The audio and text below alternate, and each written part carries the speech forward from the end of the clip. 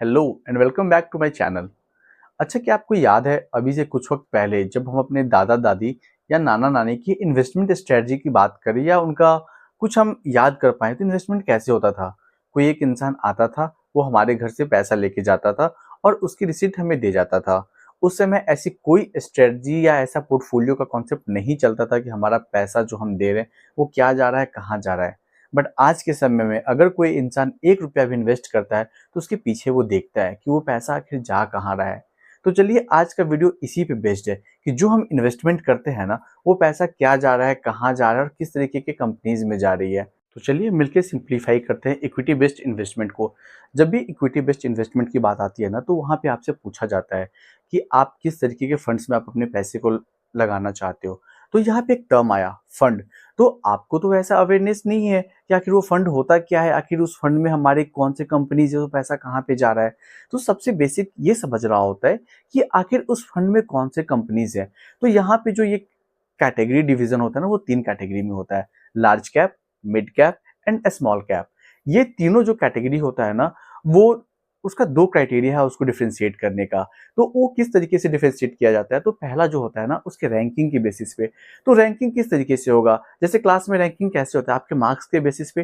तो उसी तरीके से इन कंपनीज का जो रैंकिंग होता है ना, उनके वैल्यूएशन के बेसिस पे होता है, मतलब उनका मार्केट कैपिटलाइजेशन के बेसिस पे होता है। तो हम लोग ये दोनों पे बात करेंगे कि आखिर उसका रैंकिंग के बेसिस पे क्या होता है। तो रैंकिंग के बेसिस पे अगर आप देखेंगे तो लार्ज कैप कंपनीज वो होती है जो टॉप 100 में होती है, मतलब 1 से 100 तक जो होगी ना, वो लार्ज कैप होगी।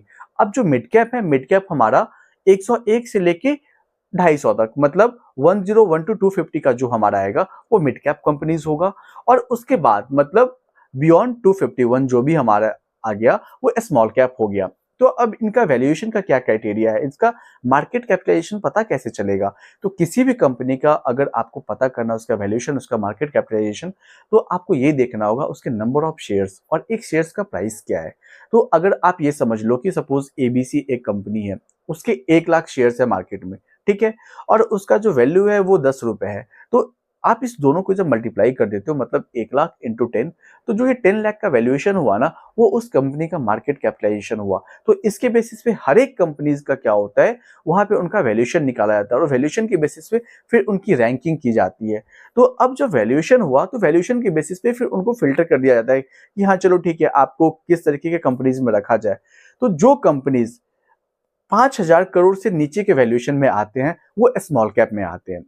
5,000 करोड़ से लेके 20,000 करोड़ तक के जो वैल्यूएशन में आते हैं ना, वो मिड कैप में आते हैं। और 20,000 करोड़ से जो आगे का हो गया वो हमारा लार्ज कैप में आ गया। तो आपको इसके वैल्यूएशन से ही समझ में आ रहा होगा, लार्ज कैप जो होता है ना, वो मैमथ होता है, वो एलिफेंट है, बहुत बड़ा है। उसके पास मतलब सफिशिएंट कॉर्पस है, वो कभी ना छोटे मोटे मार्केट न्यूज या फिर छोटे मोटे सेंटिमेंट्स है ना, कभी बहुत ज्यादा वोलेटाइल नहीं होगा।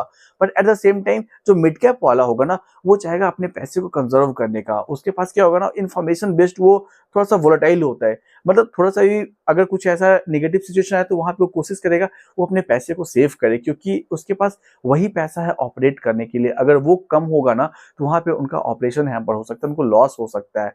एट द सेम टाइम जो छोटी कंपनीज होती है, जो 5,000 करोड़ से नीचे की होती है, वो तो बहुत वोलेटाइल होती है, उनपे तो बहुत ही फर्क पड़ जाता है, क्योंकि उसमें बड़े लोगों का भी वहां पे क्या होता है, उनका वो इन्वेस्टमेंट होता है। तो लोग वहां पे कंजर्वेटिव जब हो जाते हैं तो वहां पे रुक जाते हैं। तो यहाँ पे हम लोग को क्या समझना चाहिए, एज अ इन्वेस्टर अगर आप जाते हो तो आपको ये देखना पड़ेगा कि आप कितने समय के लिए इन्वेस्ट करना चाहते हो, आप किस एज ग्रुप में आते हो, आप कितना रिस्क ले सकते हो।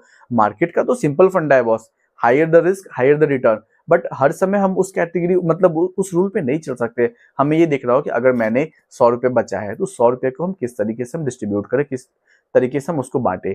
तो अगर मैं एज के हिसाब से मैं लेके चलूँ ना, तो अगर यंग जनरेशन की मैं बात करूँ, जो अर्ली 20-22 में जॉब करना स्टार्ट कर देते हैं, वो क्या है, वो अपने पोर्टफोलियो में स्मॉल कैप को वो इंक्लूड करके चल सकते हैं। क्योंकि क्या है, इनके पास लंबा समय, अभी ऐसी लाइबिलिटीज नहीं कि तुरंत पैसे को हमें निकालना है।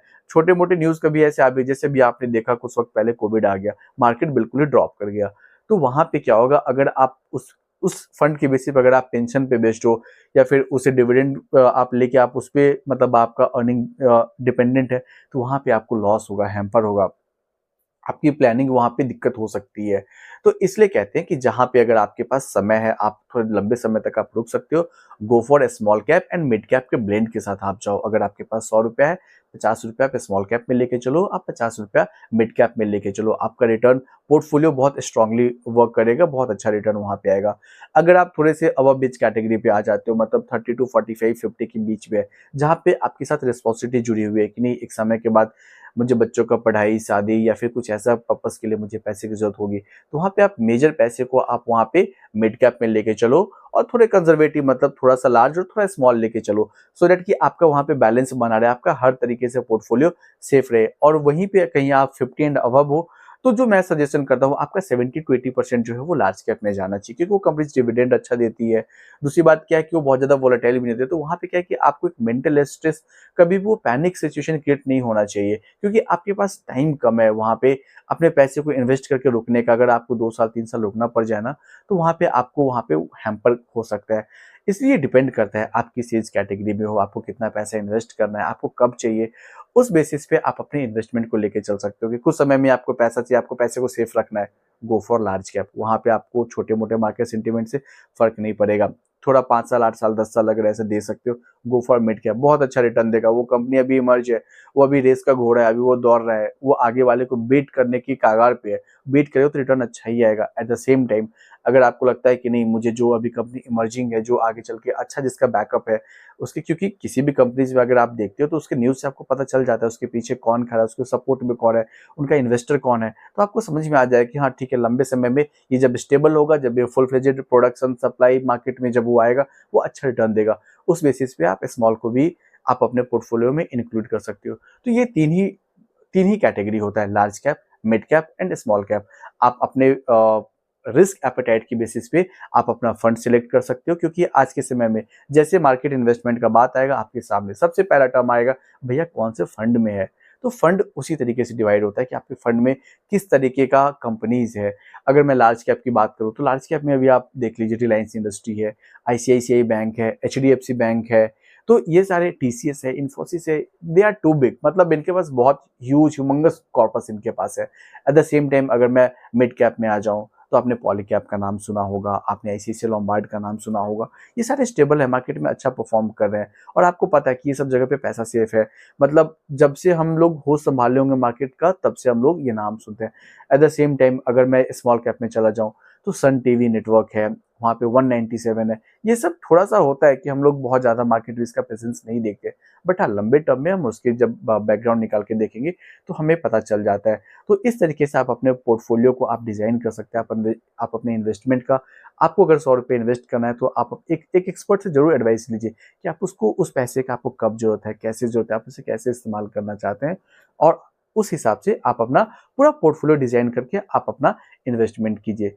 अगर आपको ये वीडियो अच्छा लगा हो या फिर लगता है ये वीडियो किसी भी तरीके से फ्रूटफुल है, तो please do like, share and subscribe. हमें सपोर्ट कीजिए, हमें गाइड कीजिए। अगर आपका कोई भी इनपुट है, वो हमें दीजिए, हम उस पे वर्क करने की कोशिश करेंगे, हम सुधारने की कोशिश करेंगे, और सो दैट कि आपका जो इनपुट होगा उसे मैं लेके मैं खुद को ग्रो कर सकूँ, हम अपने वीडियो में और उन चीज़ों को ऐड करने की कोशिश करें और म्यूचुअली ग्रो करें। Happy investing. जय हिंद।